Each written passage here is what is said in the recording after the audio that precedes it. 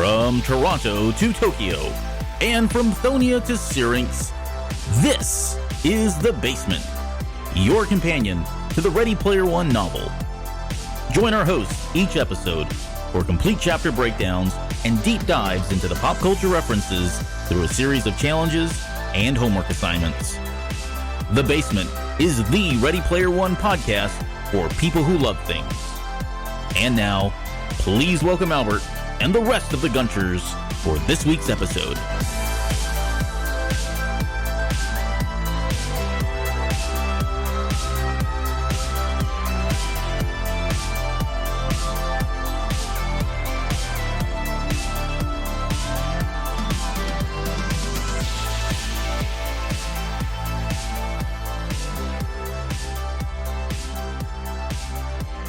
Hello, Gunters, and welcome to the Basement Podcast. This is Albert Padilla, and this is the final episode of Chapter 6, and I mean it this time. This really is the final episode of Chapter 6. We're back. We're going to put a big, nice, table-sized bow on top of this chapter, and to help me do so, I'm going to welcome a brand new Gunter to the show. He's a personal friend of mine. He's a fellow Gen Xer and someone who brings a very unique perspective on the gaming industry. Please welcome Gunter and Mr. Snack Hack, Neal Robison. Neal, welcome to the Basement, sir, and thank you for the Dreamcast. Hey, no problem. I won't take full credit for that, but glad I added several hours to your entertainment as a young man. Yeah, more than several hours, as a matter of fact. So before we get into your experience with the novel, I teased just now that you have this unique perspective on the gaming industry, and I just wanted to see if you could just give our listeners a little bit about your background there, and then maybe share some background about what you're doing today with the Mr. Snack Hack Instagram TV and YouTube channel that you've got going on. Sure, absolutely. Well, I've spent about 30 years in the video game business, and I've been really lucky because I've seen the business from so many different sides, from being, a developer, being a publisher, or being at a publisher, being at a platform holder, which would be Sega, and being involved in consoles and PC games and handheld and Game Boys and PSPs and just about every platform that you can imagine. I've been lucky enough to be associated with it. And the latest things that I have been working on with mostly PC games, as well as some mobile games and VR and augmented reality. So it's been great. Yeah. Just a real lucky guy to be able to do that and get paid to do it. In terms of Mr. Snack Hack, this is a fun thing that I do on the side. I actually review snacks online, you name it, and I'm basically testing it out. Some of the companies enjoy what I do online and have sent me snacks to review, which is really the best of both worlds, right? Right. Not only do I get to try the latest flavors of M&Ms, but somebody's sending them to me at times. So it's pretty good. So having fun. Good deal. So cereal's a big thing, right? If you've listened to this show with any regularity, we know we talk about cereal quite a bit. In fact, on our Discord server, we have an entire channel that's just dedicated to cereal debates. And you recently did one on the Pop-Tart cereal, which I was not aware that they were doing Pop-Tart cereal, but you've done two now, right? You did like the cinnamon brown sugar and was it the strawberry? Yeah, it was the strawberry. Yeah. Absolutely some of the strangest cereals you'll ever meet because it's taking a Pop-Tart and turning it into cereal, which doesn't make any sense at all, right? But it was fantastic. And if you're a fan of Pop-Tarts, I mean, you can't not like that. So it turned out pretty good. The weird one was the Sour Patch Kids cereal. But, I saw that. We could go on and on about cereals. Trust me. I may have to jump onto that Discord server. Yeah. Well, the biggest controversy that we have there is whether, which is greater, Fruity Pebbles or Captain Crunch. And I'd rather eat shards of glass than Captain Crunch personally. So it's about the same thing. Same thing, apparently. Yeah. Let's talk about the Dreamcast because I tease that as well. But this is I don't know if as I was prepping for this show, we're coming up on the 20th. And is it 20 years now? Yeah, it's 20 years this September, and in fact, a lot of the Sega employees that were around when we launched it on 9/9/99 are talking about getting together for a 20th reunion. We've got some of the other execs that were there along with myself, and we're thinking about getting together and really reliving some of those amazing, crazy days. That is awesome. I was hoping you would say that. Honestly, we hadn't spoken about that, but I thought, what a great idea to get everybody together 20 years later and just kind of celebrate the success of the Dreamcast. And on that note, more recently, you had a chance to reconnect with one of your old mates from the Dreamcast. Yeah. Yeah, it was really interesting, and I have you to thank for that, Albert. Actually, so at the time that I worked at Sega, there were several CEOs and presidents certainly over that time, but one that really stood out was Peter Moore. He was a guy that came from the shoe industry and was really into sports and brought a really great marketing perspective. And he headed up Sega for right around the launch, right after it. And so he actually went on to work at EA, heading up their sports, and worked at Microsoft. And he ended up moving back to England, and he now is head of the Liverpool Football Club. And I may have heard of them. Yeah, just incredible presence around the world, and he's the perfect guy for it. So he came and actually spoke at a pub, an official Liverpool fan pub here in Austin. And you alerted me to it because I had no idea he was in town. So I jumped in the car, went over there, and we had a great reunion. He's a terrific guy, and it was good to catch up with him. That's awesome. No, I'm so glad. And I had actually, honestly, I was aware that he was coming because anytime they bring anybody from the club, whether it's someone that's currently involved in the club or a former player, that kind of thing, we book those things so far in advance. And it completely slipped my mind to let you know. And then I saw I think it was that day, somebody had posted a picture saying, hey, don't forget tonight, Peter Moore is going to be out here over at, was it BD Riley's, I think. Yeah. And so, yeah, I'd messaged you and you were like, oh, I think you messaged back saying, I'm gone. I'm in the car now. I'm heading out or whatever. It was starting like in, a half hour. And I'm like, it's too great an opportunity. That poor guy travels around the world, but he doesn't come to Austin that often. So he was here for South by Southwest, and it just added up to a magical moment. Great. Good deal. All right. Well, let's, before we get into the main show, I got one last thing that I want to just kind of poke your brain on here. Mm-hmm. And that's really about the novel. So we do a segment here that anytime someone's new to the show, we kind of want to get a feel for what your level of interest is with Ready Player One. Either it be the novel, it can be the movie, it can be any of the pop culture references, that sort of thing. But where are you in your fandom with Ready Player One? I'm really high on the whole thing. I mean, literally everything connected to it. I think Klein's a genius, and not just because he wrote a great book that, read really well, but literally that guy did his homework and just hit on every touch point of my growing up. And I'm a huge fan of pop culture. And he was able to weave it in without just being a bunch of laundry lists, right? That it actually made sense given the context. And I just fell in love with it. I had a friend who found the book, back in, I think it was like late 2011, and turned me on to it and actually went out and bought me a copy in early 2012 because this good friend of mine said, this is your book. And literally, I can't go another day without you reading this because you're going to love it. And he was absolutely right. So it was a love affair early on. And I've just appreciated everything. And then, I mean, there's lots of stuff we'll talk about, but I love the movie as well. I know, some people aren't big fans. It doesn't matter to me, but just seeing it come to life is it's absolutely fantastic. And I think Spielberg did a good job given the material that he had to work with and trying to please a very broad audience. Right. I think it was great. Yeah, we've talked about a lot of that, and just to kind of tack on, just the amount of IPs that they had to pull together. It's ridiculous, right? In order to kind of pull that off, and we didn't get everything, one for one from the book, and there's definitely some understanding in terms of why we couldn't get that stuff. But for the most part, we got stuff that we didn't get in the book that I was just as happy to see. Right, brought to life on The Shining. I mean, yeah, exactly. Oh my gosh, what a great surprise though for people that were huge fans. Like, that was a nice twist that I didn't know everything that was going to happen. Well, cool. So it sounds like you're in good hands, or we're in good hands, I guess, going into this episode with this last part of this chapter. So before we go any further, I do want to give a huge shout out to all the co-hosts that assisted with Chapter 6. So thank you guys and girl for the time, the dedication, the effort, and all the show prep that you guys did. They were so much fun to do, and the feedback from our supporters and the reviews that we're seeing on iTunes has been overwhelming and really humbling. So thank you all for everything that you guys did to get the show to where it's at today. Absolutely. All right. So what's left in Chapter 6? Well, once Wade wraps up just how much he knows and recalls from Anorak's Almanac, he mentions that even with all the other pop culture knowledge from movies, TVs, cartoons, video games, it turns out that he gets the next clue from being at school, and he's talking about tabletop role-playing games.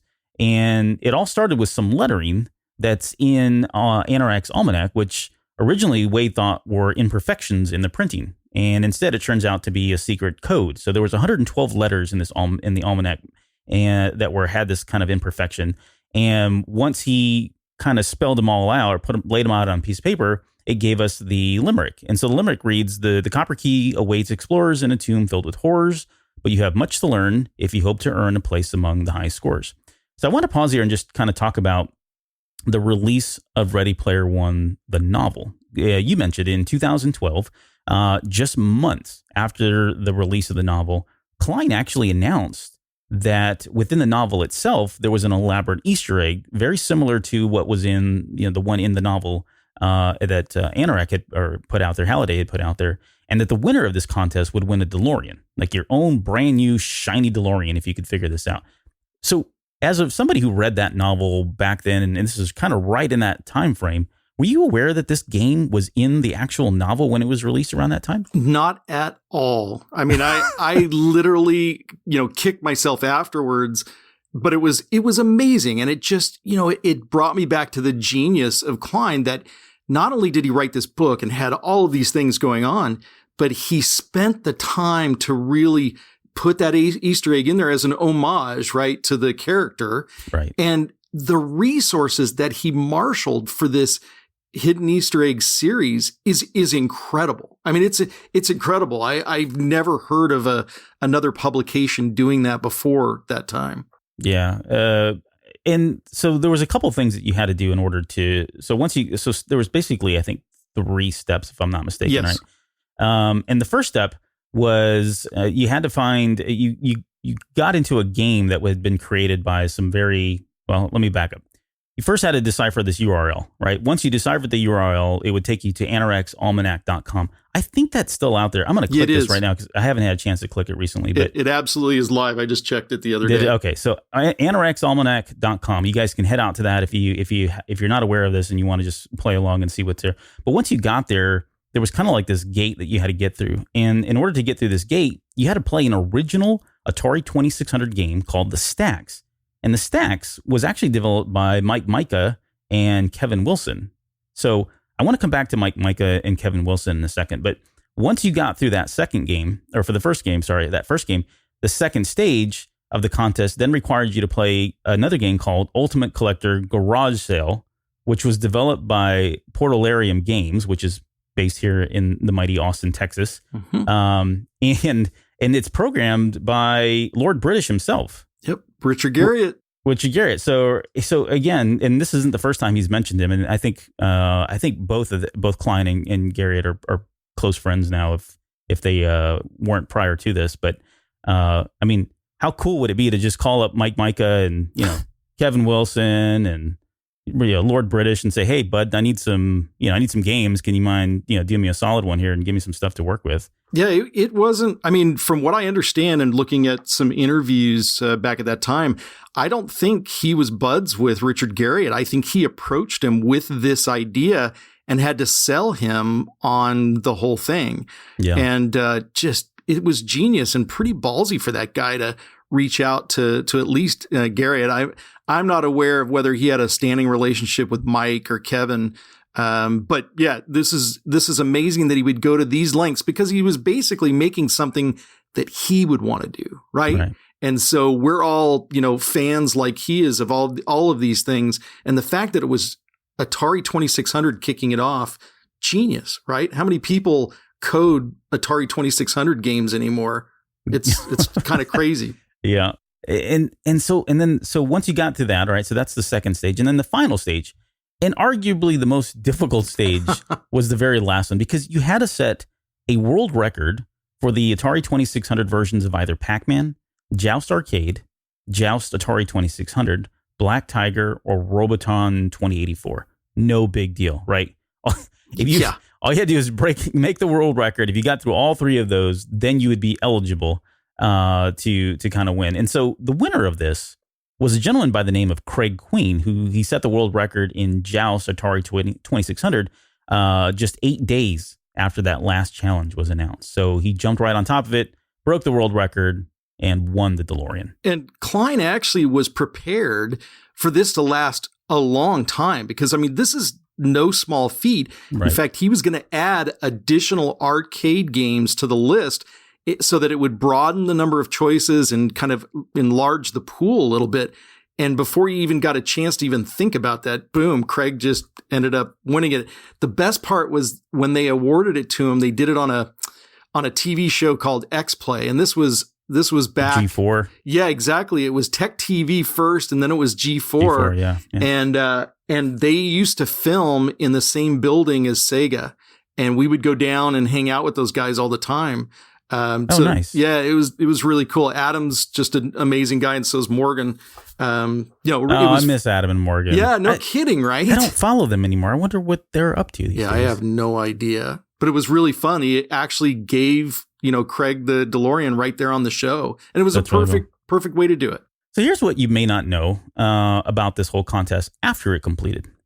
And so I was fortunate to attend the premiere of, I attended the Atari Game Over. They did a premiere. They did a viewing here in Austin about almost a year and a half ago over down at the Ritz downtown. And at one point, while Ernie and Zach Penn were there, Ernie started kind of retelling the story about what happened to DeLorean afterwards. Because if in this documentary called Atari Game Over, which we'll touch on just a second here, you see the DeLorean itself. It's the actual DeLorean that was awarded over to Craig Queen. And so if, the obvious question is, well, why didn't Craig Queen have it?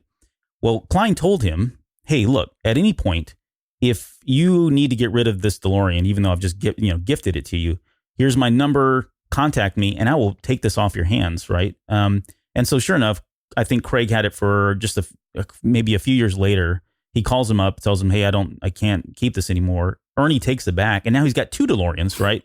The first world problems. He's got 2 DeLoreans, doesn't know what to do with them. Yeah. So as any good loving brother would do in this situation, Ernie actually gave the second DeLorean to his brother. So in that film, when you see Ernie Klein drive it in the documentary Atari Game Over, when you see Ernie Klein driving the DeLorean, that's actually his brother's, and he was actually en route to go pick it up. I wondered why he took that road trip. I mean, it was cool to go see the ET cartridge, but that's amazing. Yeah, no, that's what it was. He was picking up the DeLorean. He had actually lent it, so he had 2 of them, right? He put one on loan to what's his name, George R.R. Martin, the guy from Game of Thrones, right? He had lent one of the DeLoreans to him, so he actually went out to pick that up. Yeah, right. Lucky you. And so that's why you see that second one.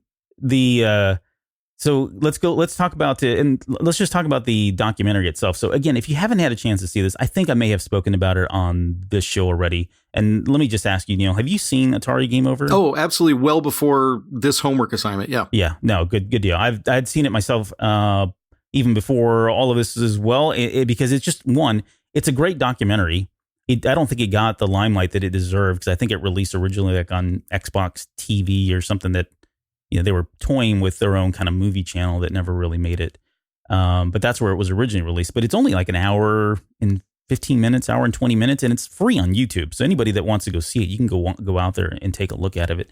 But it really is kind of focused around this whole, what is it, the legend, the tall tale of all these Atari 2600 ET games that have been buried somewhere in New Mexico. Out in the desert. And growing up, I heard about this. Everyone had heard about this, right? It was something we talked about, but no one could verify whether or not that was true, or if it was, it was factual. Somebody made it up, and that's the whole premise of this documentary. It's Zach Penn on a personal mission to either prove or disprove whether or not there was indeed a ton of Atari 2600 cartridges, ET cartridges at that, buried somewhere in a desert in New Mexico. And I love that it was really about the vindication, not just of the poor guy that managed that dump site, right? Who finally, people believed him as he's been claiming it, but really the programmer that created that poor game, in Howard Warshaw. in just a short amount of time. And look, I know about making games. And that's just a difficult thing to ask somebody to do. And so it was nice to see him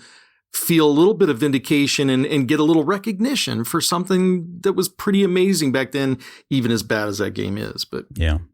So in that documentary, so you got Zach Penn, you've got Mika, Howard Warshaw, which you talked about. Nolan Bushnell is interviewed in there as well. And it's really, it's as much about Atari and what they were going through and how that started up. And it started from basically nothing and turned into this just crazy successful company in just a matter of a year or two, really. But it's as much about that as it is about the myth of the Atari games. So again, if you get a chance, go check it out. It's definitely worth watching. Getting back to the DeLorean, so he gave it to his brother. That is now called EOD-88.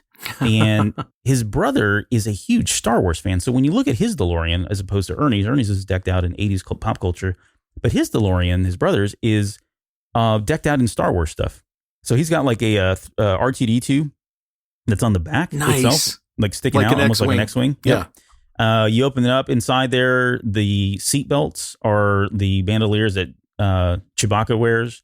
He's got Han Solo's blaster in there. I mean, and there's so many things that he's done to this thing to customize it to make it look very Star Wars. I mean, it plays music and I mean, the whole 9 yards, really. I've got pictures. I think I posted them on the basement Instagram. He happened to be out here probably about 6 months ago. Both Ernie and his brother were out here at one of the theaters, and they were doing a special where you could get a signing and all that. But anyways, he had his DeLorean out there, and my son and I just took tons of pictures of it. It was just a great time to hang out with those guys and kind of talk to them. So what a great use of his money, right? You think about he worked hard for this. He got these, great rewards. And as a total geek, as a total pop culture fan, he's spending his money exactly the way that he should, Absolutely. Right? A Star Wars DeLorean. Fantastic. Kudos. Kudos. Right. So let me back up 1 second because I have to get this story out. I want to talk about Mika. Mm-hmm. So are you familiar with him? And I've met Mike. I was going to say, have you met him? Yep. My guess is you probably have at some point. So he's known for a number of games out there, right? I mean, there's a ton of stuff that he's done. NBA Jam. He's done stuff recently, even stuff that, as old as, the Game Boy Color and even before that, really. But one of the things that was interesting is, did you ever hear the story of how he proposed to his wife? No. Okay. So this is going to be great. I was going to say, don't spoil it if you have. So this is back in 1990. There was a game called Clax, and Clax had come out prior to 1990. It was a kind of a puzzle game that Atari had released. It was in arcades. They had done some ports. And Mika was on staff to try to port this game over into the Game Boy Color. Mm-hmm. They gave him 6 weeks to do it, which sounds familiar. Yeah, right. He had 6 weeks to pull this off. So he goes and calls all his buddies together and says, hey, I kind of need your help here. I'm on a really tight deadline. So they kind of pull their heads together and they crank this thing out in like no time flat. The port's done. They've got a ton of time left over and they've got a ton of ROM space left over on the cart. So he decides, hey, I'm going to throw some Easter eggs in this thing, right? So he creates one. In the US version, there's a knockoff of Snake that was created. Mm-hmm. And you enter a code and it'll unlock the Snake game, right? In the European version, he created this Zelda knockoff. And I've never actually seen it, but I've seen an interview where he's talking about it. But the more important or more interesting one is the third Easter egg that he hid. So he had a girlfriend at the time and they had been dating for some time. And he was finally ready to kind of pop this question. And so what does every successful game programmer do when they're ready to ask their partner for their hand in marriage? Yeah, they program in the game the proposal itself.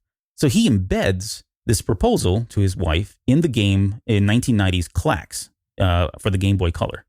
There's like 3 years pass, right? So he gets this game, gives it to his wife. She won't play it. She has no idea that it's in there. He doesn't want to spoil the proposal.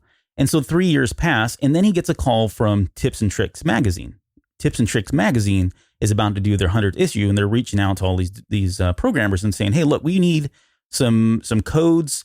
Give us your deepest codes, stuff that no one's unlocked, stuff that no one's found before. This is going to be a really special issue. And he's like, hey, yeah, I've got one. It's the proposal to my wife that never happened, right? Or to my girlfriend that's never happened. And so Tips and Tricks is like, well, hey, we'll help you. So they actually write this article and they call out his wife's name in the article, basically saying, please play this game. You know, Mickey is her name. Please play this game. There's something in here for you in this game. So he comes home, he opens up the magazine, he lays it out. He lays out the Game Boy Color. It's laying right there, and he decides he's going to leave because he doesn't want to be there and when this happens. And so, thankfully, she picks up the magazine, she reads it, and realizes there's something going on here. She plays the game, she puts in the code, unlocks it, and in there's a picture of him and her. He's, I think she's leaning over, kind of kissing him on the cheek, and there's a message that says, "Mickey, will you marry me?" She says yes, thankfully, but. That's how he proposed to his wife. And that code, I mean, that marriage proposal, if you think about it, I mean, I don't know how many carts were printed or manufactured for Clax. It wasn't the most popular puzzle game, right? It wasn't like, Dr. Mario or anything or Tetris. But I think that's a cool story that somewhere out there, even to this day, if you have this code, you can see that personal message from Mike to Mickey and his proposal. That's fantastic. I love it. I mean, it's an amazing story, absolutely. But does it surprise me about Mike? No, not at all. Right. But oh man, that's awesome. And he's actually known for other things too. Like, and this is not in the show notes, so I apologize. I'm not going on tangent. He's known for other things too. Prior to this, he was known as the Donkey Kong Dad, and he had his daughter. I think I had to forget how old she was at the time. Was playing. You know, he's gone out publicly and said, hey, with my children, I've been trying to bring them in by playing the 8-bit stuff, and I'm kind of bringing them into 16 and 32 and that kind of, he's progressively bringing them into video games. And early on, he put his daughter, I forget, 4 or 5 years old at the time, put her in front of Donkey Kong.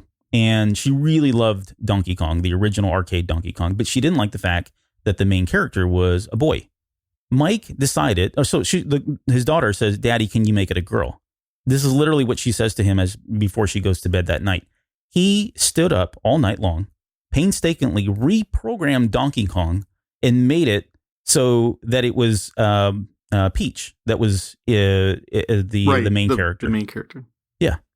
Like, no big deal, right? Yeah. Reverse engineering a ROM. Way to go. Right. But that's what he was known for. And that went out on Reddit, and it got really huge. And suddenly everybody knew who Mika was, even prior to what he did with the proposal here stuff. So he's a great guy. I mean, amazing guy. If you get a chance, go take a look at some of the interviews that are out there with him. And he's super down to earth. Follow him on Twitter too. He's got some great stuff that he posts from time to time. As well. Yeah. He's amazing. Not only in just the creative side of the games, but he actually was an editor at a gaming magazine called Next Generation. And this was out, probably in it was the 90s. Yeah, it was mid 90s to late 90s.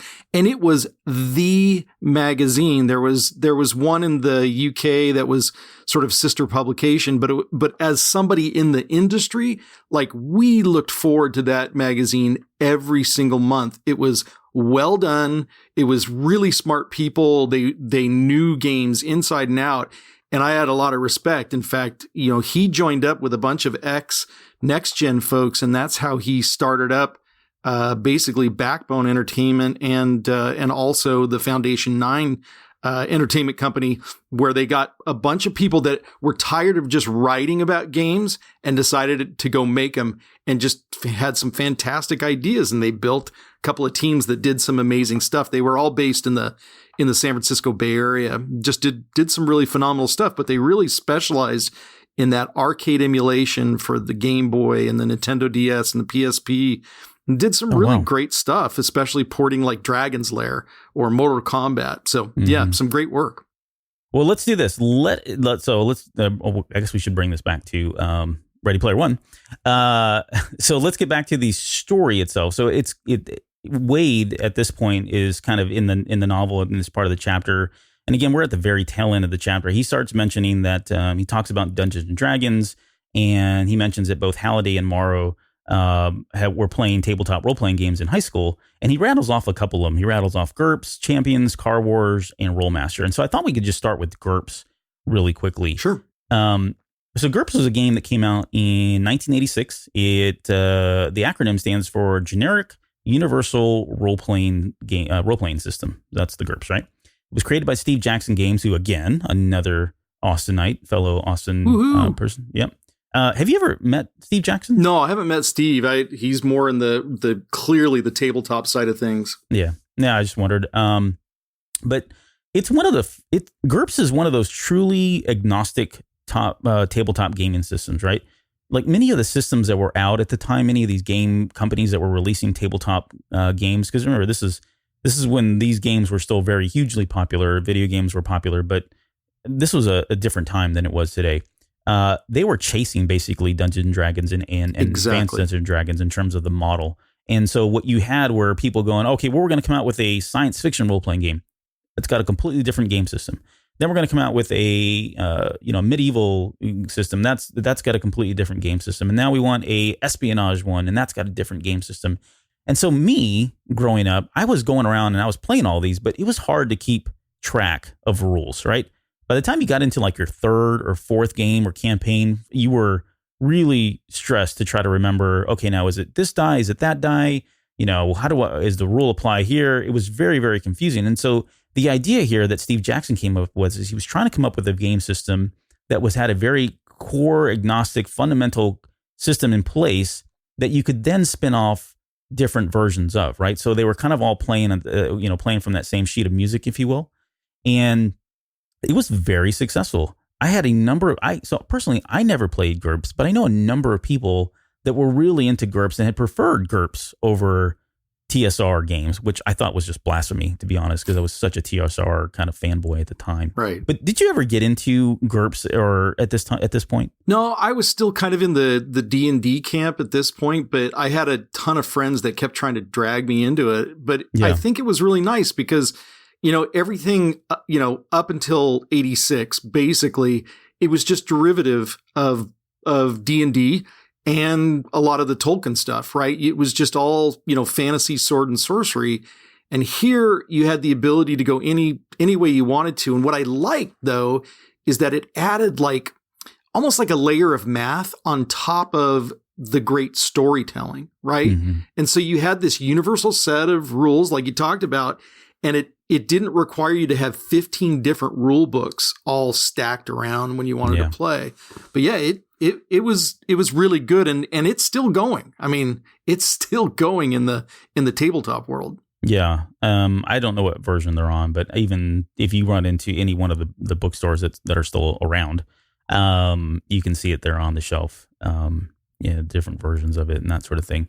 One of the cool things that I thought they did was this idea of character points, where they would take a character and they would kind of size the character based on all of the abilities and the equipment and that sort of thing. It kind of all had a point value to it. And at the end of the day, you had this kind of final sum of what that character was. And that ultimately kind of determined not necessarily its level, but it kind of gave you a rating for that particular character. And I make this akin to like something we see even today in World of Warcraft, right? You think about like World of Warcraft, you've got item levels, and you've got armor sets that have certain levels, and all that plays into it. And it just seems like that's just kind of, this is where a lot of this really started, is even back here and back then, which I think was a really cool concept. And obviously D&D, AD&D didn't do anything like this.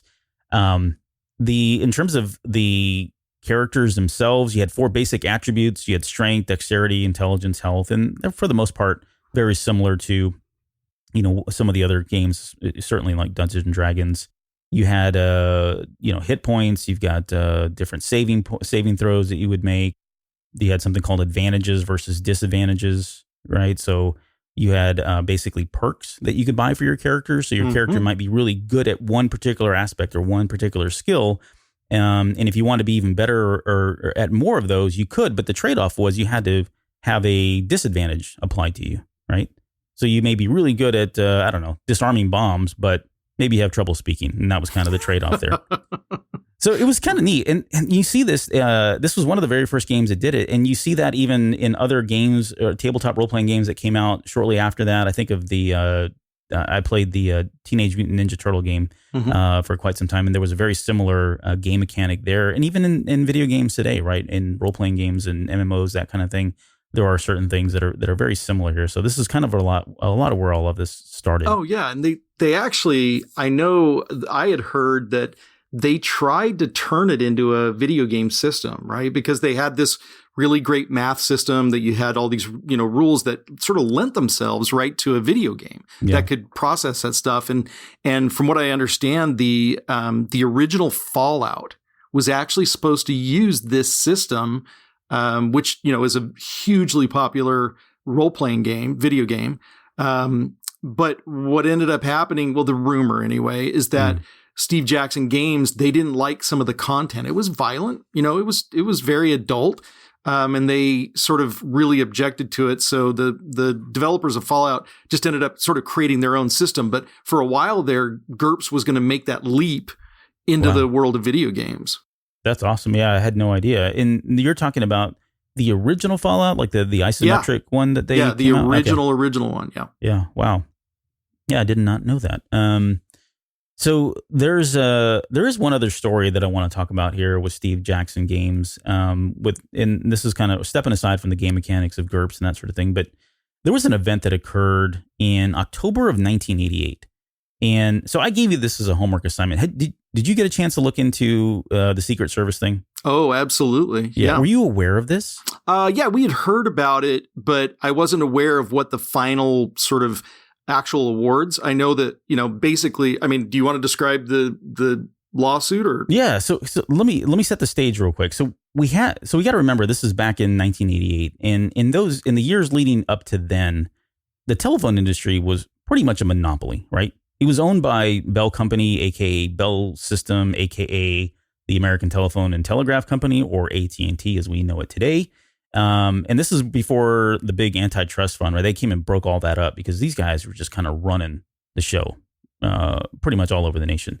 And really, a lot of it was based on the fact that these guys owned much, if not all, of the proprietary technology that was used for analog phone systems. They were the keepers of the secrets, and they really loved that they were the ones that did this, right? So in 1988, Bell South, they find out that there's a document that contains information about their 911 technology, and it turns up on a BBS called Illuminati in Illinois. And I'll get to Steve Jackson Games in a second. So somewhere in Illinois, there's a BBS called Illuminati, and this particular manual for 911 technology shows up there. They report this to the Secret Service, and then in 1989, after there was an initial investigation, it was determined that it had been posted on that BBS by someone at Steve Jackson Games. That someone was an employee that was there at the time by the name of Lloyd Blankenship. Now, Lloyd Blankenship was indeed a member of the Computer Underground at the time. He wrote the Hacker Manifesto in 1986 under the handle of The Mentor, and he was acting as a consultant for Steve Jackson Games because they were writing a new book called the Cyberpunk Sourcebook for GURPS, right? So this is right around the Blade Runner days, and Cyberpunk was really starting to pick up steam. Steve Jackson Games was trying to capitalize on this, and they were trying to come up with this Cyberpunk Sourcebook. So what would you do? You'd reach out to the subject matter expert who just happened to be Lloyd Blankenship at the time.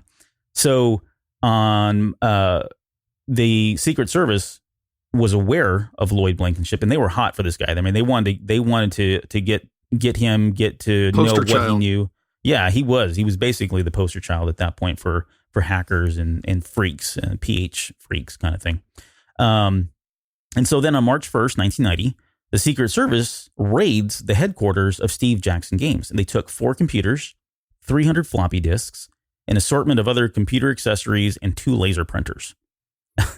And we'll talk about that in a second. Additionally, they took the master copies of GURPS Cyberpunk role-playing game, so those were confiscated as well. And all of this led to Steve Jackson Games basically almost laying off half of their entire workforce at the time, and they almost completely closed up shop. They, in return, filed a lawsuit against the Secret Service, and in 1993, they won. They won 2 out of the 3 claims. They got $50,000 in damages, $250,000 in legal fees, and this whole incident is now known as Steve Jackson Games versus the United States Secret Service. And as a result of all this, the positive side is this is the reason why now email is considered to be like physical mail in terms of a search warrant, because they didn't have a search warrant at the time. They literally busted down the doors of Steve Jackson Games headquarters here in Austin, took all this stuff under, really had on their own will. They just took it all. They didn't have to have a search warrant because this stuff wasn't protected. And today that is now protected because of this incident. And it really did a couple other things too. It yielded the Electronic Frontier Foundation, which kind of fights to this day for like net neutrality, open encryption, fair use, internet privacy, legal services for those that are that need them or are seeking them out. And the really kind of cool thing, all this is on top of all that, when that Cyberpunk Sourcebook was finally released, there in the bottom right hand corner, if you go look at it, there's a little triangle and there's a little message. It says the book that was seized by the Secret Service. Yeah, they gave him credit. They gave credit. I mean, that alone, I remember. So I never played this again. I never played GURPS, but I remember this book when it came out, and that particular message was intriguing enough that I really, if for no other reason, I wanted to know why that book was seized by the Secret Service. So mission accomplished, and you can, they're probably thanking the Secret Service to this day for what they did, because I think that really helped, obviously sell that book more than brilliant anything marketing move. Great marketing move on the Secret Service behalf. Yeah, it's amazing. I was surprised they didn't get any compensatory damages out of that, but I don't know how strong that case was, but it was a real watershed moment for everything sort of growing out of that, whether it was gaming or whether it was, internet, all of those things. So, I didn't realize just how small Steve Jackson Games were at that time. I thought it was a much bigger operation. But can you imagine having worked so hard on that GURPS Cyberpunk, and you're just about to release it, and poof, it's walking out the door. Yep. Oh, yep. Man. And they never got it back. I mean, there's stories that they had to rewrite a lot of that stuff from just notes and things that were still laying around. I mean, they had to reconstruct much of the material from that because they never got that back. Any of the original source material that were taken on those original discs when the raid happened. Rough. Yeah. Well, Steve Jackson Games is doing okay to this day, thanks to Munchkin, but that's a topic for another day. Ogre, yeah. So let's talk about Champions. So this was Champions was another role-playing game. It was kind of a superhero setting that was set, and it was created by George McDonald and Steve Peterson. And again, this is another one. It's still going to this day. There's still, it's huge. Yeah, there's still material being created for it. And there's a lot of similarities here with GURPS in terms of maybe some of the game mechanics. I think there's a lot of people that would make the claim that GURPS was probably inspired by Champions because, it came first. Yeah, no, that's a good point. I hadn't really even considered that, but yeah, and they both deal with this idea that you've got these character points, right? So that's kind of one of the big shining examples where they're both very similar. They've got a lot of the same abilities, the powers, the stats, all that. It all converts over into like this overall character level. But I think this one of the bigger selling points of Champions was just the number of character classes that it had in it. Now, Champions wasn't a game that I played. Again, I didn't play this one as much, although I did play the MMO a little bit later that we'll talk about here. But did you get a chance to play this growing up at all? Oh yeah, I had all kinds of paper with little hexes on them. But because it was the superhero thing that really drew me, I sort of had gotten tired of the sword and sorcery stuff. It was just like the same. And so this one really, I mean, I'm a huge comic book nerd for years and years as well, both Marvel and DC. And so this was getting a little closer to that. Boy, did I wish that they had licensed either Marvel or DC, right? To play inside of the Champions system. But I was very happy that I had a superhero, RPG, and it was one of the earliest, point-by systems to be able to do that. And in terms of the books, I only had a couple of them, but there's like a stack of them. I mean, just tons. Yeah, there's no end to these. And if you go to like the half price books today, you'll just see so many of them. Of different versions and all of that. And the number of powers is just mind-boggling. Like if you ever want to write a story about superheroes and you need like some ideas about what powers to give them, go grab a Champions book and you'll have just this laundry list of powers. Right. And it's funny because you mentioned Marvel, and the first thing that comes to mind is that stinker of a Marvel game that came out by TSR in like 84, you mean Marvel 85? Universe Online? Is that what you're thinking? No, I'm thinking. So TSR, so the guy, the D&D folks, they actually did a Marvel superheroes role-playing game, and it stunk. Even as a kid, for me, at like, I don't know, I was maybe 11 or 12 years old, and I had some friends that were playing it. It wasn't a very fun game that I recall. And even though it had all the license, it had all the characters on it, they were all over the place on that thing. It just didn't do very well. Much different, to your point, than Champions, because this game system was so successful that it actually spawned an MMO in 2009 called Champions Online, which I had a blast playing. But really, it wasn't. I didn't go into that game because of Champions. I didn't go into Champions Online because of Champions. I went into that game because the studio behind it was Cryptic Studios. Here, based out of Austin. And Cryptic Studios had done City of Heroes back in 2004. Oh, love it. That game, I was hook, line, and sinker into that game. I absolutely loved City of Heroes. It was like when I needed to get away from the drug addiction that was World of Warcraft, and I just wanted to, mellow out. I went to City of Heroes because that was in, again, 2004, and I just had so much fun. It was just a lot of fun to play. And it really felt like you were a superhero, that kind of thing. And so when I found out that they were doing Champions Online, I'm thinking, wow, you've got this incredible game studio called Cryptic Studios behind it. They just came off the success of City of Heroes, and now they're doing something that I've always had a very, very interest in, and that being the Champions game system. It was great. It was everything that I wanted, and it was just a lot of fun. And unfortunately, I only played it for maybe about a year or two. Maybe like 2010, 2011, I bowed out of that one, but it was just, I had the greatest time and met some really great people along the way. No, the Cryptic Studios guys are phenomenal. And the way that Champions Online actually came about, they did a deal with Microsoft, because there was, it was right when the Xbox started, and Microsoft really wanted, a big, massive multiplayer, or at least an RPG game that you could do on the Xbox. It was brand new. They needed to fill that part of the lineup. And so they were going to do Marvel Universe Online. Yeah, I remember this. So they secured sort of the rights, and they brought in Cryptic, and just they could never make it work. I don't know if Marvel pulled out. I don't know if it was Microsoft that pulled the plug, but I remember the day that Shane announced that it was dead.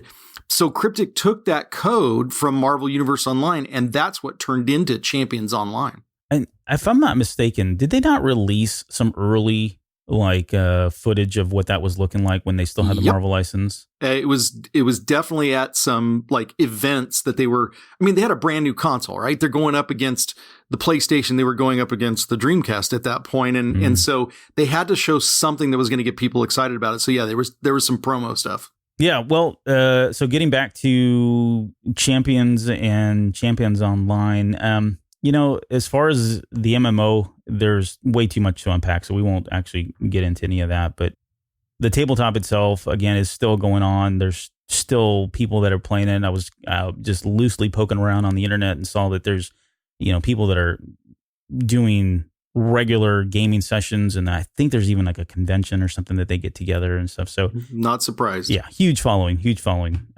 Great game. So kudos to those guys for what they did, because that's still going strong even to this day. The other one, so let's talk about Car Wars, and this one may be brief because so Car Wars was, it came out in 1980. It was a game that was released by surprise, Steve Jackson Games.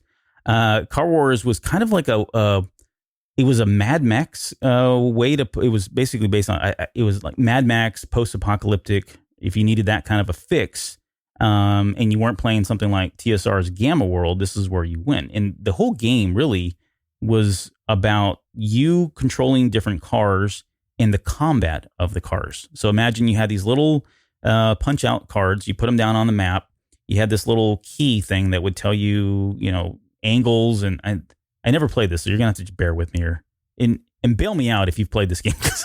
I'm just waiting for you. Yeah, right.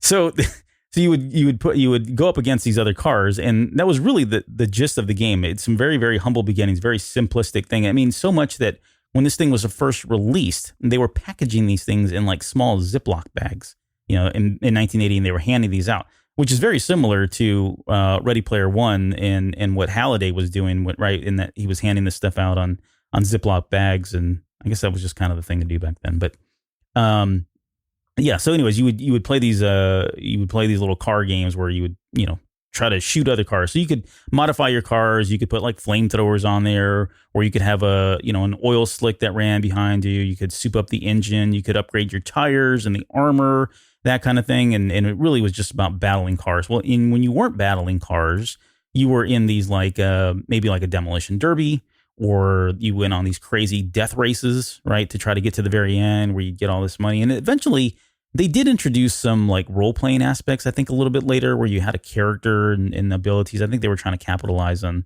a lot of what that momentum that was in the mid-'80s by this point. But I don't know if that ever really kind of took off. It had its own magazine called Auto Do Quarterly, it had a huge following. And to this day, there are a lot of people that still play Car Wars. They're still making this thing. So let me pause there. But were you into this one as well, or did you see anybody busting out the little blocks and playing them? I played this one, but not like early on. But later I did, and it's awesome, right? So you had like the ability to use the turn play card, right? And you're basically, figuring out.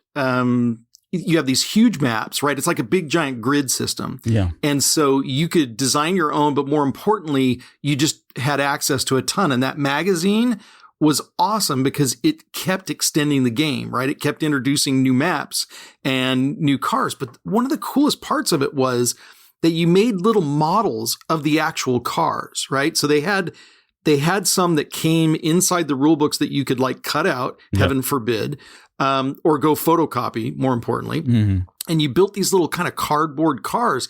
And then a bunch of people started using micro machines like to fit on the little maps and stuff so that they could have cooler representations. But it just had the roadways, and you moved your car basically by rolling the dice, and you had it was almost like a character sheet for the cars, right? Oh, nice. Yeah. And so it worked like you had classes for suspensions and you could buy armor and all this different stuff. So it was almost like the cars were the people from the other role-playing games. Wow. And the number of expansions was awesome. Like there was a helicopter one, and there was an off-road one, and like just these maps of the countryside that would fill basically, a 4-foot gaming table that had all kinds of road conditions, and you had like city maps where you could crash into the buildings. And anyway, I'm getting kind of geeked out here, but yeah, that's cool. But it's a really great game because it's just so different from all the rest, especially around the early 80s.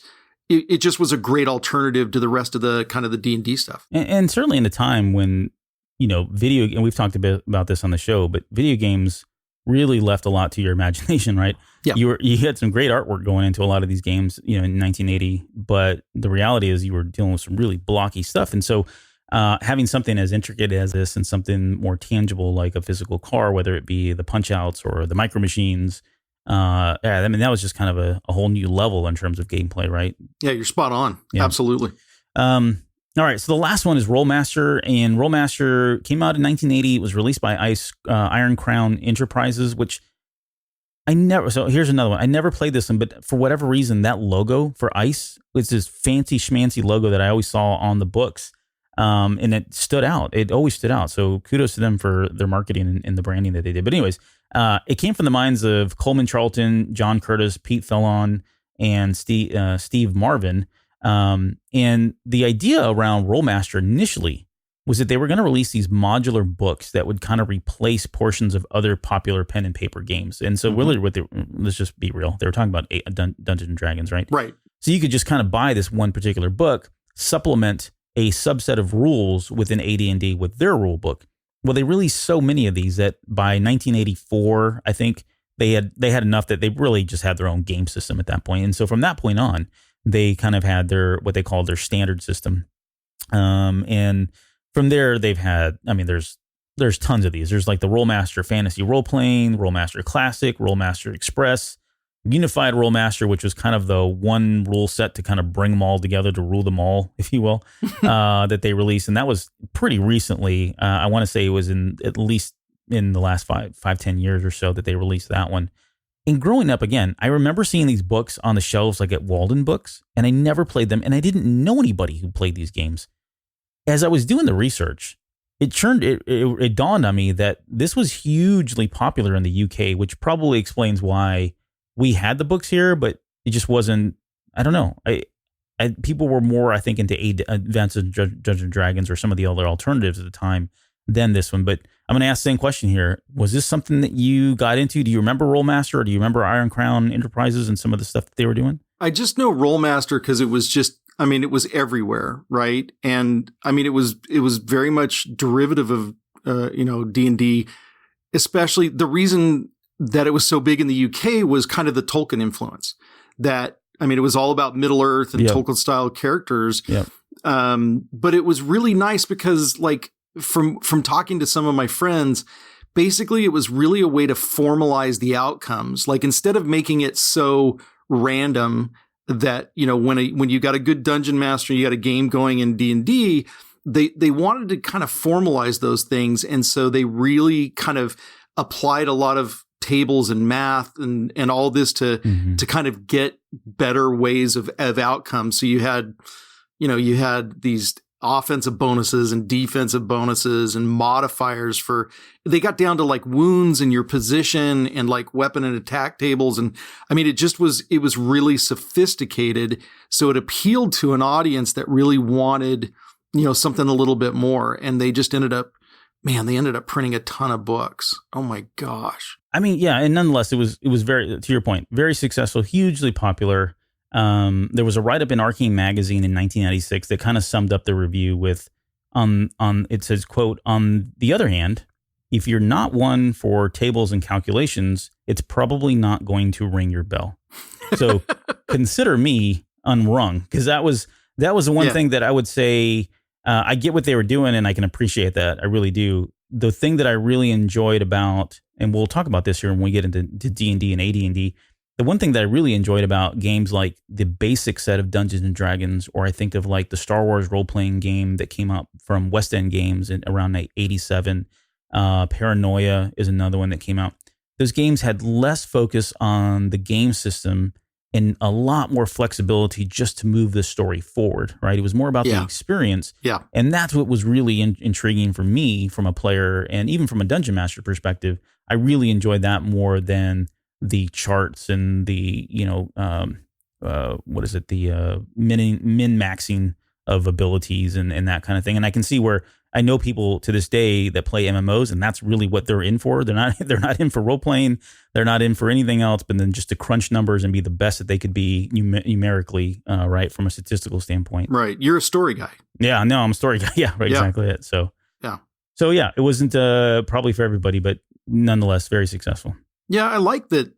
They got so popular with a lot of people. Not necessarily me, but a lot of my friends. They got really popular so that D&D started recognizing that the GURPS and Rolemaster were starting to eat into their market share, right?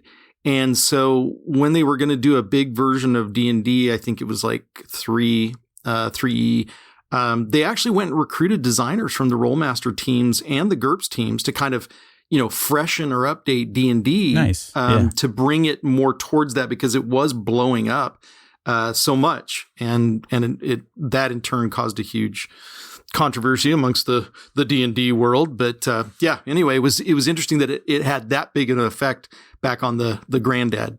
All right, let's talk Tomb of Horrors, and before we get to kind of the anchor, which is going to be AD&D. So, Tomb of Horrors. It is a module that came out in 1975. It was written by Gary Gygax, and he wrote that for play and use at the first Origins convention, which is kind of like this annual gaming convention that started in 1975. So it's really focused on tabletop role playing. It's labeled as S1. So every one of the modules. So let me back up for those our listeners that aren't familiar with role playing games and how this all works. But you buy the core books. You got all your core rules. And then you would go out and either make, as a dungeon master or a referee, game master, whatever that role is, you would either make your own adventures for the characters to go through, or you can go buy these pre-made, fabricated adventures that someone else wrote and run your players through those. This was one that was written by the maker himself, Gary Gygax, and the number was S1. And the S stood, every one of the modules had like a letter and then like a number. The S stood for special because this was a special one that was released again at the Origins convention. It was for characters levels 10 through 14, and it took place in the campaign world of Greyhawk, which we've spoken about here on this show before. Now, it's been reported by anyone who's ever written a piece about this particular module that this was Gary Gygax's statement, right? He was trying to make a statement here to kind of humble both the experienced players that he had in his own personal campaign, but then the hordes of hundreds of other people that were players that would all go on and boast about how amazing and how powerful their characters were, how great their abilities were, how amazing their gear was. Because that was kind of it at the time, right? That was the whole lot. You would sit there and brag about, well, I've got a +2 sword, or I've got a +3 sword, or I have this, I have a bag of holding. You know, you'd go on and on and boast about this. And he was really trying to kind of humble the playing field. And so he creates this thing called the Tomb of Horrors, which is arguably just sadistic. I mean, it's horrible. The name is so relevant. It is a module with the sole intent of killing the player characters. So as a dungeon master, anybody that I knew that was running people through this, I thought, why would you, either you don't like them or they know going in that they're doing this just to kill the characters off, right? So you mentioned, I think, before we came on there, that this was something that you had played, that you had been through the Tomb of Horrors before. Did you ever complete it? And how many times did you actually go through this thing? Oh, no. Did I ever complete it? No, I wasn't that good. Yeah. And to be honest, I actually got really frustrated with it. I mean, I can look back now and appreciate the genius, you know, a little box of humility for some of the folks that, you know, had been, you know, really huge fans of D&D and making all these claims. But to me, it was like, no, I just got so frustrated not being able to get through it.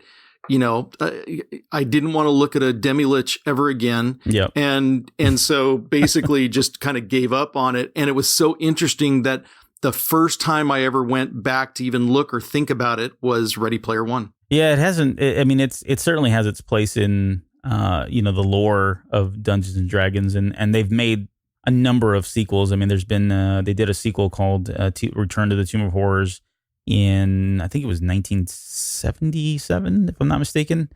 I might be wrong on that one. I probably should have looked that one up. I think it was a little later than that. Yeah, I think it was in 98. I think it was in 77 or 78 they did the monochrome release. And then it was later on, 98, they did Return to the Tomb of Horrors, and they did that for 2nd edition. But I mean, they've done like, I want to say they did 3rd, 4th edition variants of the original Tomb of Horrors. They've just, in 2017, they re-released this thing for the 5th edition, which is the most recent one.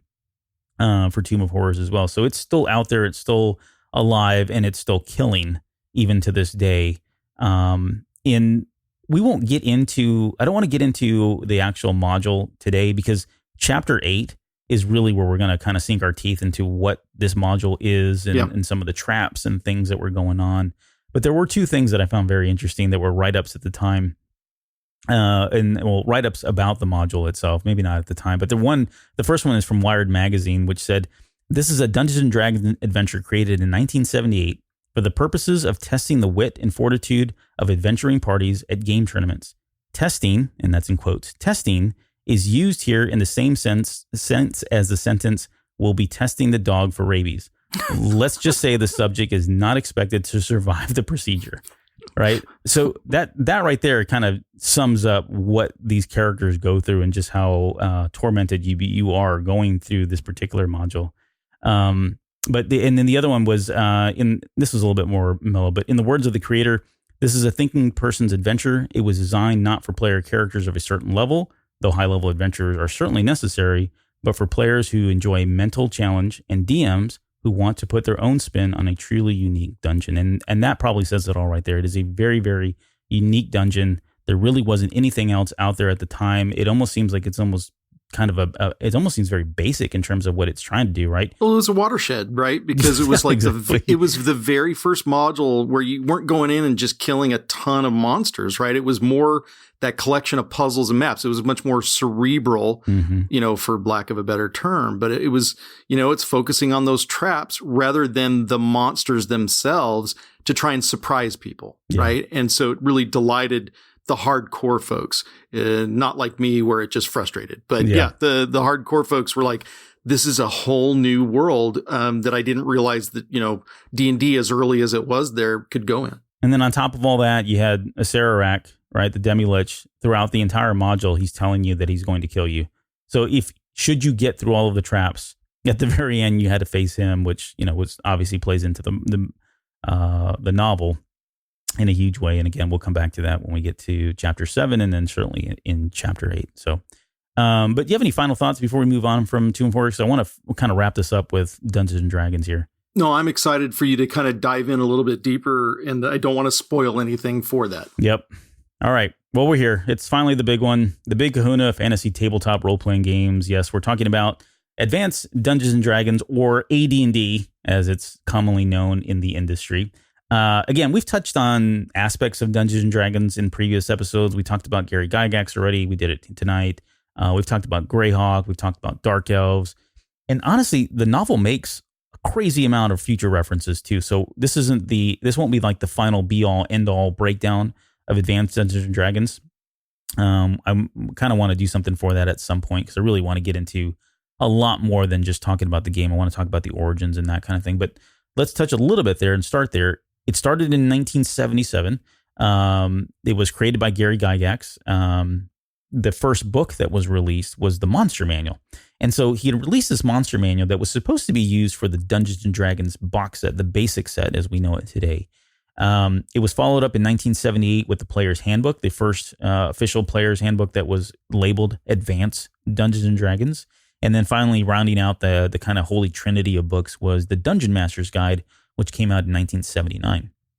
And really, what these books did was he took the basic Dungeons and Dragons set and he just breathed so much air into it, right? You've got a lot more structure, more details, tons of rules that the basic set didn't really explicitly cover. And this is kind of the point that we were making earlier. There was a lot left to interpretation by both the players and the Dungeon Master in the basic set. And this was just a way of kind of, putting a frame around it, for lack of a better term. He really framed a lot of the stuff that was ambiguous or people were debating about whether it meant this or that. It was very definitive in terms of where it was going, but it wasn't overly, there wasn't a huge barrage of rules. There are a lot of rules, but it wasn't to the point where it got in the way of gameplay. At least I never felt that it got to that point. Let me pause here. How much did you play Advanced Dungeons and Dragons, and did you get in on first edition, or was it a little bit later? No, it was a little bit later on AD&D. Yeah. We, in high school was where we started picking up D&D, because that's all we sort of had access to. We didn't have amazing bookstores that had, we couldn't go on Amazon and order, all the stuff. Right, yeah. And so it really kind of was left up to the genius, right, of your DM, your Dungeon Master. And what was great is a lot of theater nerds at the time, this fit perfectly to, what we wanted to do. You had a DM that had a really great imagination. And then you had players that were kind of used to doing some theater stuff, improv. And so it made it a little more interesting, because it's, it was kind of like, it was like a choose your own adventure as a group. Yeah. And everybody builds off of each other. And that's the best, the best part of it is, it's, if everyone's just a little bit creative, then it kind of blows up bigger than just a bunch of tables. And, it was the story that kind of kept us coming back. It wasn't, what did you roll with your, 20-sided dice? It was more about what was the story. And that's what was nice. And with AD&D, basically you got to do, it just took it to a whole new level where you got a lot more to it. And it started for me making it maybe, I don't know, a little more complicated and maybe too structured. Mm-hmm. Where you didn't have that kind of freedom, but I can see where somebody's just starting out. Yeah, that just fits perfectly, right? You've got much more weapon proficiencies. You've got, kind of skills and all these things where you can kind of hang a framework on it for noobs. And it makes more sense there. Yeah. Not that one's better than the other, but for me, it was like, it kind of constrained stuff a little bit more. Yeah, that's fair. And they really, this two-prong approach I mean, they lived with this for years, where they had like the basic set, and then you had the advanced Dungeons and Dragons, and it was always, as I was trying to introduce new people to the game, it was always something I felt I always ended up having to kind of explain it, and they never really did a good job of trying to explain the differences between the two at the time. I was just too young. Now I get it, but at the time I'm like, I don't know. Yeah. One's in a box, one's in a book. I don't know what to tell you. That's as basic as you can get. Yeah. And to this day, I mean, I still have some first edition books. I've got some second edition. I'm looking at my bookshelf here, and I've got those. I've got I still have the original, the basic sets when they were doing the different colored boxes, right? So you had like the red for the basic, the expert set was blue. The companion set was the aqua blue. The master set was black. And then you had like the immortal set, which I never got. That was the gold boxes, and they were on that. And then when you open those boxes up, they had kind of like the paper backings for those books for both the player and the DM guides. But then on the AD&D side, you had these really nice hardbound books. Oh, right. Gorgeous. The artwork was amazing. You had like Jeff Easley, Larry Elmore, some of these just legendary artists at the time that were cranking out stuff for TSR. It just felt like a very different game, and they weren't compatible, right? I mean, you could. No, on purpose. Yeah, and exactly right. It was purposeful. They were trying to keep that separate. But and there were people that were out there trying to do conversion stuff, right? You could get stuff in Dragon Magazine that would show you how to convert items from the basic set over into AD&D and vice versa. But that was all, part of their two-prong approach to trying to sell all of this. And eventually, it wasn't, I think, until third edition, and keep me honest, but it wasn't until third edition that they finally said, you know what, we're done. It's just called Dungeons and Dragons now. And there's no AD&D, there's nothing advanced about it. It's just Dungeons and Dragons, and that's where we are today. It's just one particular set. Yeah, and in your experience, did you have people kind of raging against each other of like one versus the other? No, I think I had a really great group and I had several groups growing up, but I had a lot of great groups, role-playing groups that we kind of knew that when we really wanted to, like in the summertime, here's a good, when it was school time, let me start here. When it was school time, we were playing Dungeons and Dragons. When we got to the summer, where we had a lot more time, we would play Advanced Dungeons and Dragons. Okay. Because the D&D stuff, you could just pick up, play, put it down, you go back to school, right? But the AD&D stuff was just so much more detailed, and there was just so much more there. And the Dungeon Master had a lot more knowledge and rules and things to kind of flesh and mature their campaigns with, that it made sense that because we had nothing to do in the summer but make our parents upset, we'd go play AD&D and spend all our time, literally day and night, playing this stinking game. So just like the Stranger Things. Yeah, it was very similar. Oh, don't even get started.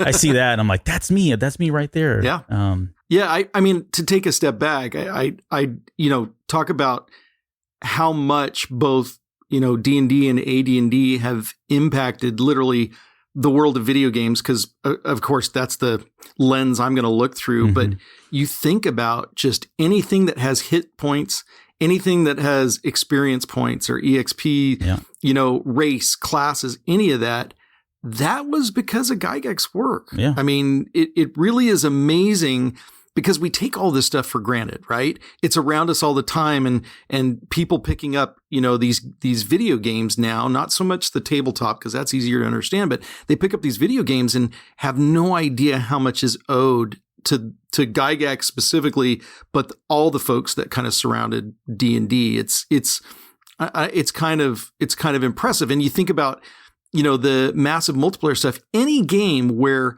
literally the story of the game lived beyond just that one session that you played, that's a tribute to Gygax and all of this stuff happening back in the 70s. Great point. And you're right. You see those traces today, right? It's all connected tissue from way long ago.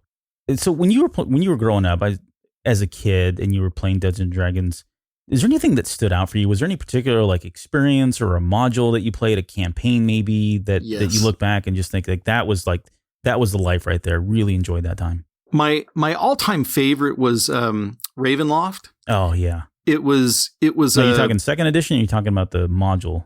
The module. Okay. And And so, yeah, it kind of came out during, I think it was like my last year in high school. That's how old I am.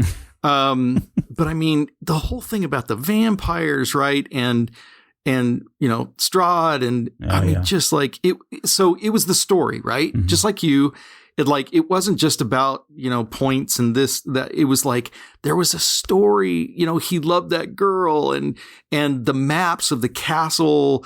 And, just like it was this epic quest that had just a great story behind it. And it was vampires. Let's all be honest. They're super cool.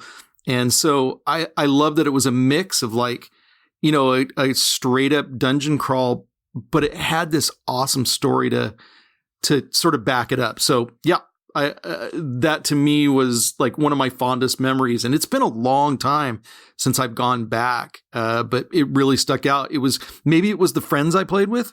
But it seemed like it was because of the quality of the game. Probably a little bit of both. Yeah, no, that was a great module. In fact, I know TSR reproduced that as part of their, was it the 20th anniversary box set that they did? Or maybe it was 30th. Yeah, there's been a bunch of sequels for sure. Yeah. And that was so hugely popular that when second edition came out, and what I meant to say, what I meant to ask you was whether you were talking about Ravenloft, the campaign versus Ravenloft, the module. You were talking about the module, but in second edition, they were spawning all these different campaign settings. Ravenloft was one of them, and I loved everything about Ravenloft, the campaign. Yeah.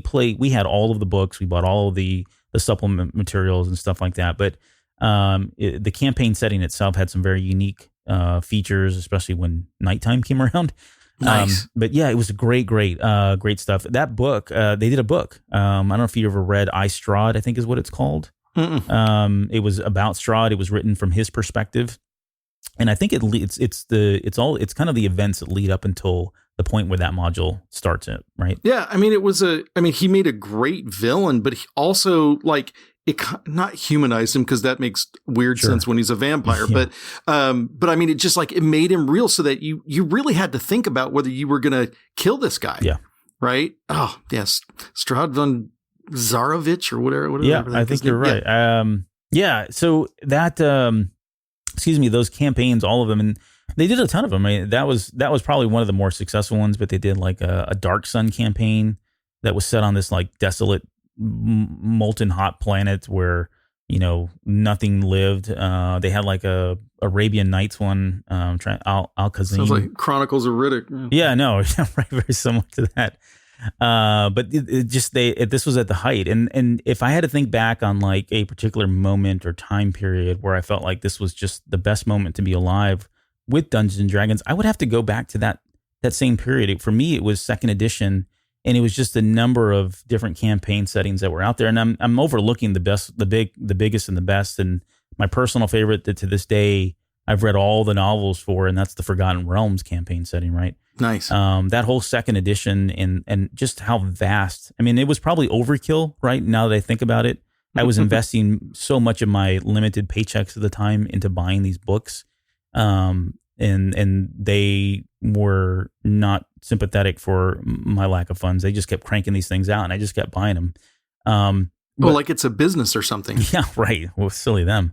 But yeah, they did a lot of great stuff. There was just so much material, but it was a great time to really be into playing Dungeons and Dragons, because there was no end to the number of games that were out there, the number of themes that were out there, systems that you could play and all that. So it was just a really great time.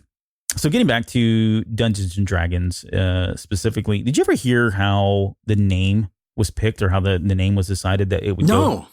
No. So Cindy Gygax is the one that named this. And Cindy Gygax is the daughter of Gary Gygax. So when she was 2 years old, Gary gave her a couple different names, and she picked Dungeons and Dragons because she liked that one the best. And that's really the story. Now, there's some variations to the story. I've heard that his wife, Mary Jo, actually picked the name. But in any case, I just think it's cool that whether it's the wife or the daughter, that it's a family name that came, it was a family member that came up with the name Dungeons and Dragons. So that's awesome. I mean, come on, the guy's name already, Gygax, he sounds like a character in a novel. Or a comic book. He's got the alliteration thing going on there. Exactly, like already. Yeah. That's fantastic. Let's talk quickly about the game highlights, because there's a lot to unpack here, and we're not going to get into everything, but this is really, it's kind of the blueprint that was used for everything that would come, afterwards. It used a lot of different dice, first off, right? There were 4-sided, 6-sided, 8, you had 12. You had the percentile dice, right? The 10-sided dice. And then you had the big one, which was the 20-sided die that was primarily used for attacking, to determine if you were successful in attacking or, something else. We got the concepts of like a natural 20s, right? That meant you always hit, and a 1 always meant that you missed whenever you were attacking with that 20-sided dice. Just to make a reference to the movie really quickly in Ready Player One, the 20-sided die can be seen in the, the orb of Osiovox? I'm probably going to mess that name up because I didn't write this down. Yep. But the orb itself is a 20-sided die. It's pretty subtle. But if you look closely when you're watching that part of the movie, when he pulls it out, makes perfect sense. You can see that it's a 20-sided die. There were 6 primary abilities. You had strength, intelligence, wisdom, dexterity, con, and charisma. I could recite those by heart because anytime you had to make a character sheet, you had to just write them down, right? Strength, intelligence, wisdom, dexterity. So those are your kind of primary abilities. With the first edition of Dungeons and Dragons, you had a couple different races. You had dwarves, elves, gnomes, half-elves, halflings, half-orcs, and humans.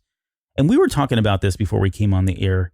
At one point, I guess it was the Tolkien group, or I don't know who that entity is, but they were actually coming after these guys because it's no secret, right? A lot of what you see in AD&D and its origins was kind of stripped directly from Tolkien, and I don't think they were really happy about that. Yeah, if you were nice, you would call it inspired. But if, we're being realistic with each other, it was a complete ripoff. And you think about it, that Tolkien and those, series of books just permeated that world so much that we've never been able to get away from that, right? Think about all the video games and everything. It's all kind of going back to that intellectual property in some way or another. Yeah, and that's fair. I mean, I'm saying that we're giving a lot of credit to D&D for a lot of this stuff, and it goes back to Tolkien books. But I guess some other interesting things about those races. I think at one point they were called hobbits, and he had to change the name. So instead of hobbits, now we have gnomes. Or halflings, I should say. Halflings. Halflings. There's another one that the Ents, right? The Ents that we know from the Lord of the Rings stuff. They were originally called Ents in D&D, and they had to change the name to Treants. So, thank you, Two Towers. Yeah, right. Thank you, Two Towers. So those are the races. As far as the classes, you had clerics, you had fighters. You had basically 5 primary classes: cleric, fighter, magic user, thief, and monk. And then there was a subclass for cleric called druid. There was subclasses for the fighter, which were the paladin, the overpowered paladin, the ranger. And then for magic user, you could be an illusionist. And then for thief, you could be an assassin. Did you play any of those? I guess, of course you did. What was your favorite? What were you picking? I had 2 favorites. One was a human cleric. Mm-hmm. That went by the name of Mosiah, by the way. Oh, nice. And it was awesome because he was like a pirate. Yeah, it was awesome. Yeah, I see. And then I had a half-elf bard, and his name was Bung Daba. Bung Daba? Where did the origin come for that? Yeah, it was a buddy of mine, had a little brother and was really little, and that was like what he could say at the time. And so we actually years later, we actually started a company named Bung Daba where we did computer consulting stuff. And it was funny because I used that name for my character for a while. Nice. Wow. This is all coming out here on the podcast. All right. I love it. Bear your testimony. The other thing that was really a lot of fun to play around with was your alignment, right? The dark side. Yeah. So, and this is the funny thing, because even to this day, when I'm sizing people up, I give them an alignment. In real life, I do. I promise you, it's a true story. Like, that guy's neutral, and that guy's chaotic good. But it's true. You can apply this to people in real life if you're weird like me. Oh yeah, you draw a graph, you can do it. If you draw a graph, right? Was there any alignment that you felt like you always played, or did you mix it up from time to time? No, I tried to mix it up a little bit. It was hard to go sort of to the dark side. Mm-hmm. And I wasn't a fan of being chaotic just because it was my own sensibility. Yeah. So yeah, it was, I tended not to branch out too far. Yeah. So if you think about it I'm going to try to visualize this for you, but the alignments, there was basically 9 alignments. It smack dab in the middle was true neutral, right? If you went far up to the left quadrant, you were lawful good, which was the goody two shoes of them all. In the opposite direction, bottom right-hand quadrant, you were chaotic evil, which was just, pure evil incarnate. And then there were different variations thereof. But I would always joke, first off, I always played chaotic good characters. I don't know what it was. I think it was just, that was how I pictured Han Solo. He was, Oh, yeah. And yeah, so absolutely. I was like, okay, I want to be Han Solo. I'm going to be chaotic good. I always tended to play chaotic good. And then every once in a while, I'd toy around with neutral good. And if I really wanted to make a lot of people mad, I'd play lawful good. But conversely, the people that, so here's the thing that I would always joke about. When you played with other people that were lawful good, you knew where they stood, right? There was no question about what they were going to do. They were very predictable in that way. And same neutral. Same thing with, you know exactly what I'm talking about. Mm-hmm. Same thing with chaotic evil. You had to watch your back and they were going to screw you over at some point, no matter what happened, every opportunity they could get. Very predictable. The person you wanted to watch out for was the true neutral person. You had no idea what this nutcase was going to do to you in the adventure while you were playing. And those are the people that I was always worried when I'd get into, because sometimes, we'd have regular gaming groups, right? But every once in a while I'd venture out, head over to, the local comic shop that was doing Saturday night gaming night. And I'd, bring in my character and play with a bunch of random people. And the minute we were going around announcing our alignments and someone said neutral, I'm like, all right, that guy, first chance I get, you're out of here, buddy. I'm taking you out. Especially chaotic neutral. Oh, yeah. Right? Good point. Yeah. Neutral was crazy, but chaotic neutral, that was definitely, you got to go. An accident's going to happen in this campaign and you're going to be on the receiving end of it. It was nice knowing you. Yeah, that's right. All right, so game mechanics, saving throws, right? That was a big thing. It was basically a number that would you would roll dice against to kind of help lessen damage, whether it be fire or dragon breath, acid, poison, these kind of things that would kill you almost instantly. You mentioned hit points, right? To this day, that's universally used in just about every video game out there, from fighting games to adventure games, role-playing games. You had armor class. It introduced, different combat skills and modifiers for your attributes, right? Very, very intricate system in terms of what they were trying to do. But, excuse me, at some point, again, I'd like to dedicate a whole show to Dungeons and Dragons and specifically TSR, because there's just so much history there that you could really break down a lot of this stuff more than just the books and the dice and the accessories, but really get into kind of how all that started. But there was always something cool, I felt like, growing up playing Dungeons and Dragons, even though I was ridiculed to no end as a kid.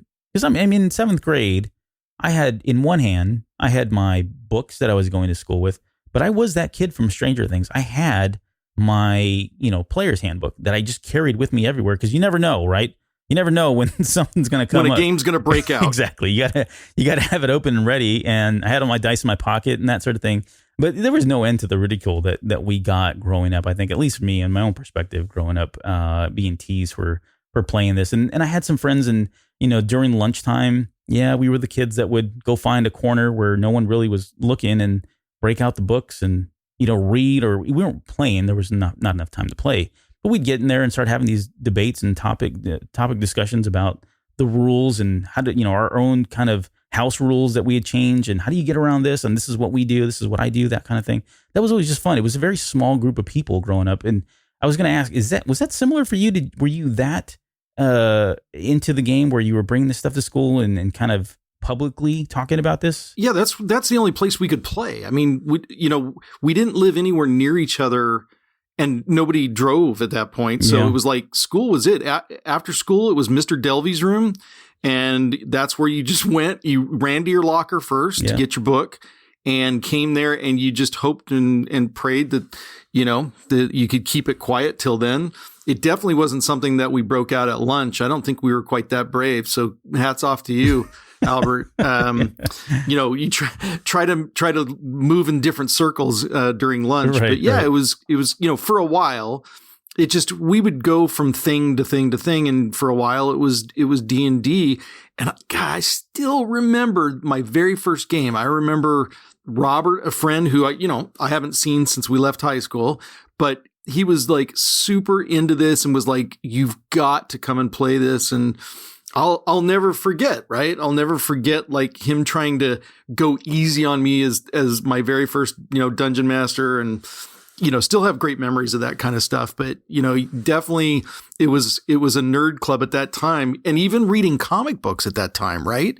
Yeah. It was definitely not the cool thing that it is now. All that stuff sort of wrapped up together. No, all good points. I want to do the same thing. I was into Dungeons and Dragons as early as maybe, I would say I probably got in about 80. And that was only because I had an older cousin who was really into it. And I had no idea what I was doing, right? They were just telling me, now roll that die. Okay, now you're dead. But I had, it wasn't until I got to probably 6th grade, I think, that I was really, that's kind of when I went all in. And I have to thank somebody named Jeff Munoz, who is still a good close friend of mine. We still keep in contact to this day, but he was the one that really introduced me and opened my eyes to role-playing games and the Commodore 64 and comic book collecting and all the other stuff that I've come to know and love. So thank you, Jeff, for doing that, because I wouldn't be where I am without having, befriended him, and just the amount of time that we would play at, over with overnight parties and sleepovers and during the summer. And he was just ate all this stuff up, and I was right there with them eating all of it up as well. So thank you. I want to talk just quickly, because I don't want to miss this, but the name of this episode is called The Game Wizards.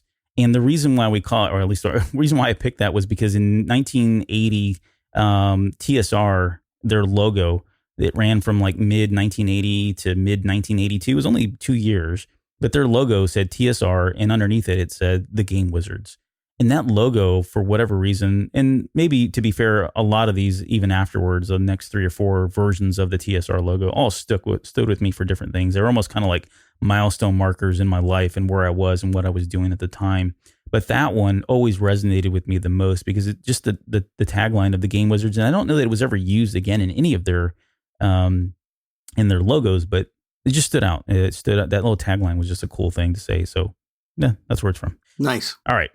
We're at the very end here. I do want to just touch on one last thing, because we were kind of, before we came on the air, we were talking about some of the pop culture stuff and the legacy here around Dungeons and Dragons. And the one thing that always came to mind is a lot of the controversy that came from people that were taking their life, all right, for this game, I guess is how it was falsely accused. I was telling you, I wasn't allowed. I mean, I did all this in the secrecy of my mom.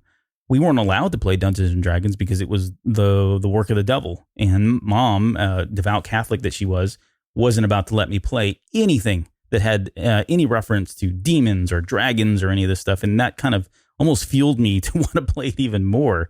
Nice. But there was a lot of controversy when this game came out. 60 Minutes did a special at one point early on in the 80s, where they were kind of trying to dive into whether or not there was any, truth behind people taking their lives, getting too wrapped up in playing this game. There was a kid, I think he went to Michigan University. I might be mistaken there, but I think he was like 16, 17 years old, pretty young kid, really smart kid. But he tried to commit suicide that had nothing to do with this game. But then when the media got hold of it, there was there was a lot of sensationalism around it, and they were trying to pin the fact that he was a Dungeons and Dragons player on him suddenly being detached from reality, and that this game was kind of had driven him to try to take his life, and he eventually did. Unfortunately, he killed himself. That spawned a book called Mazes and Monsters by Rona Jaffe, and that would eventually get turned into a movie that starred Tom Hanks. And so, again, this is right around the early 80s that a lot of this was going on, and it's just really one of many things in our history that's kind of the fall guy, for mental health issues, right? Rock and roll was in there at one point. You mentioned video games. I mean, how many times did we hear video games are the work of the devil? Yeah, unfortunately, it's a lot. And if we're all honest with each other, there's some content in video games that are, pretty questionable. Sure. But to I think what happens is that when you have a really heartbreaking story like that, parents as well as the media want the simplest answer. Mm-hmm. I just want one thing that I can target or that I can feel is responsible for what happened. And it decouples that poor family from a host of other problems that were probably going on in that young man's life. Right. Same thing happens with, unfortunately, some of the mass shootings that have occurred over the last couple of decades, that we want to understand why. And for many folks, they find that, this shooter, whoever it happened to be, played video games and happened to like first-person shooters, ergo the games are what caused that problem. Mm-hmm. And you just have to be really careful about that linkage. And being in the industry, we every few years it would come up again. This is the problem that we're having. And just like any form of media or entertainment, that it's meant to be used sparingly, right? Like any good tool, any good piece of entertainment, it's got to be used, with a little bit of balance. And if you've got parents that aren't paying attention to that, it can turn into something kind of difficult, right? That they're ignoring everything else. But, every once in a while, somebody will try and make that claim. And yet there is a huge amount of research, like actual real research, that proves that that's not a direct linkage. Does it contribute? Yeah, I think there's something there, maybe.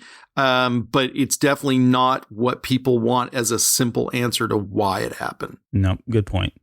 To bring it back to the book, at this point in the novel, Wade is kind of echoing his comments. He says that tabletop role playing games like Dungeons and Dragons were kind of the blueprint for Oasis. And there's a great passage at the very tail end of chapter 6 that reads, "As I learned more about how these early role playing games worked, I realized that a D&D module was the primitive equivalent of a quest in the Oasis, and Dungeons and Dragons characters were just like avatars. In a way, these old role-playing games had been the first virtual reality simulations created long before computers were powerful enough to do the job. In those days, if you wanted to escape to another world, you had to create it yourself, using your brain, using some paper, pencils, dice, and a few rule books. This realization kind of blew my mind." And that stood out to me as I was reading the novel, the first time as I read the novel, the 8th time, the 20th time. But it really was. This was our Oasis, right? We were able to create whatever we wanted to. We were given the tools in these rule systems by these great and creative people like Gary Gygax and Steve Jackson. And from there, we were allowed to just build these worlds as we saw it, and have these great experiences with these friends. And a lot of it did feel real. And that's why it was so addictive. That's why we wanted to play and stay up to 3, 4 in the morning, go to bed for, 2, 3 hours, get right back up again and do it all over again, because it was a way to escape all of the reality. It was a fun way to get away from all of that stuff and really just kind of lose ourselves in these wonderful worlds that our good dungeon masters, or even some of our bad dungeon masters, had created for us. So no, I totally agree. And I think one of the interesting things is I've taught classes to video game developers in the past. I usually have them start out with a 2600 game. I'll show a video of bowling, right? And bowling is literally, the bowling ball is a square pixel. And I say, take away all the fancy graphics, take away, all the things that sort of give you this beautiful world. And it comes down to the gameplay and imagination. And if you can build something that works in that kind of environment, then great, move on and add all the beautiful graphics on top of that. But, these types of games, these RPGs, there's a reason that they've been so popular still to this day.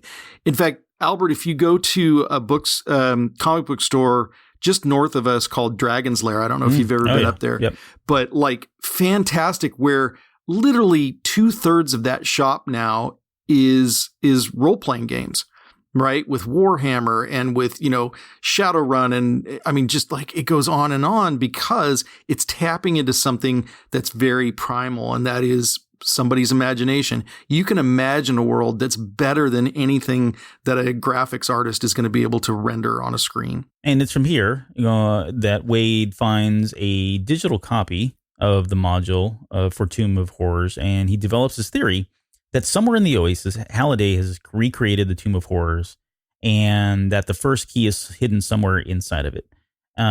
What he was stuck on was the very last line of the limerick that says, "But you have much to learn if you hope to earn a place among the high scorers." He considers a planet in Sector 2, but mentions that, Gunters had already combed all of the D&D theme worlds many times over, and so he really didn't think that it would be hidden there.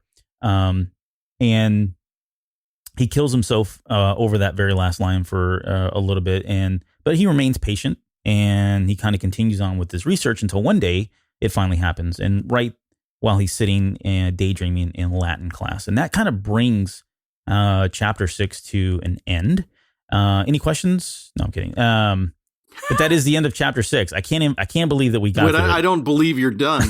This is impossible. No, that's the show. We probably won't do another one after this. No, I'm kidding. We will. But yeah, that's how Chapter 6 ends. It's a really cool cliffhanger, right? I remember getting to this point, and I wasn't stopping. I wanted to know what exactly happened in Latin class that finally he was able to kind of crack the nut on this one. So another genius move by Klein. I mean, I love it. Yeah. I mean, just the 4 lines in and of themselves, and it's a beautiful way of sort of piecing it all together. All right. Well, before we go, can you please tell? Well, first off, thank you very much, buddy. Thank you so much for being here, for saying yes. I've had intentions of getting you on the show long before you even expressed any interest. How about the video game episode? What were you doing? Oh, yeah. Well, there was, I made some bad decisions. No, I'm kidding. There's plenty more video games to come, so we'll have to get you back on here. But thank you again for making the time to be on the show and kind of bringing your perspective to it all. No, my pleasure. I mean, I'm a huge fan of the show, so this is a treat for me. So not a problem. Yeah, thank you. And before we go, can you please be so kind as to let our supporters know where they can find you and your shows? Oh, sure. So on Instagram, it's Mr. Snack Hack, literally all one word, no spaces, as is usual on Instagram. On Twitter, it's Neal Sega, and you'll usually find me as Neal Sega on just about every platform, whether that's, Twitter or any other of the social medias. But those are probably, the two that I spend a little bit of time on. And if anybody wants to, chat, interact about gaming and what I've seen over 30 years in the game industry, happy to do that. Cool. Thank you. And I'm going to, we're going to stay connected for other things that have nothing to do with this show or anything else. But I do want to make sure that you give me some updates on how that 20th reunion goes for the Dreamcast. Oh, no doubt. Yeah, no doubt. That'd be fun. We'll have to report back on that at some point here. So for us here at The Basement, if you'd like to follow us on Instagram, you can do so at The Basement RPO. That's The Basement RPO. Twitter, at The Basement RPO. Facebook /The Basement RPO. We have a Patreon page if you'd like to support the show by donating money to kind of help keep the lights on. We've got a TeePublic site. Both of those links will be in the show notes. So please support the show in that manner, or just write us a review. You guys have been pretty kind and generous with the reviews so far. So thank you all for everyone that's done that. All right. Well, that's going to do it for Chapter 6. I can't believe I just said that. We'll be back with Chapter 7 and talk, obviously, more Ready Player One. We'll get into Tomb of Horrors a little bit more. We've got some Schoolhouse Rock to break down, Quidditch, and, of course, we will finally be talking about Doctor Who and the infamous TARDIS. So, until then, we'll see you guys next show.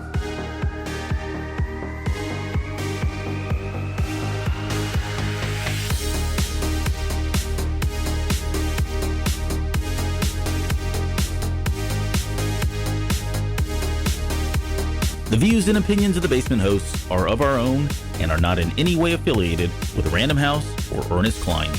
All quotes, music, sounds, trademarked, and copyrighted material referenced in the show are owned by the respectful companies and creators and are used by the Basement as fair use for entertainment purposes only.